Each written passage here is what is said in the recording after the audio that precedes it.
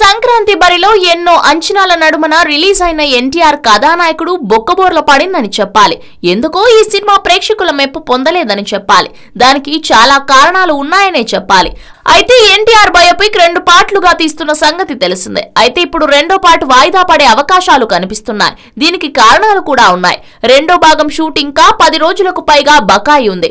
ఆ పైన final edit, re recording వంటి వ్యవహారాలు ఉన్నాయి.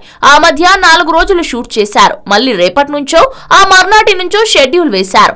అంటే కనీసం నెలాఖరుకు కూడా షూట్ పార్ట్ పూర్తి కాదు. అక్కడి నుంచి వారం రోజుల్లో పోస్ట్ ప్రొడక్షన్ పూర్తి కావాలి. విడుదల 7వ తేదీన అంటే కనీసం 5వ తేదీకి అన్ని పూర్తయి కాపీ సిద్ధంగా ఉండాలి. టోటల్ గా లెక్క వేసుకుంటే 20 రోజులు సమయం ఉంది. ఈ 20 రోజుల్లో 10 రోజులు షూట్, ఆ పైన మిగిలిన పనులు. అందుకే ఓ వారం వెనక్కు వెళ్తుందేమో అన్న సందేహాలు వ్యక్తమవుతున్నాయి. అయితే వెనక్కు వెళ్లే సమస్య లేదని, ఆ అవకాశం కూడా లేదని, ఎన్నికల కోడ్ వస్తే సినిమాకు అడ్డం పడుతుందని, అందువల్ల ఎట్టి పరిస్థితుల్లోనూ 7న విడుదల చేయాల్సిందే అని కూడా అంటున్నారు.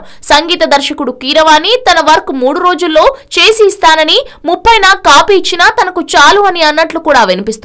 మరి దర్శకుడు క్రిష్ ఏం చేస్తారో చూడాలి.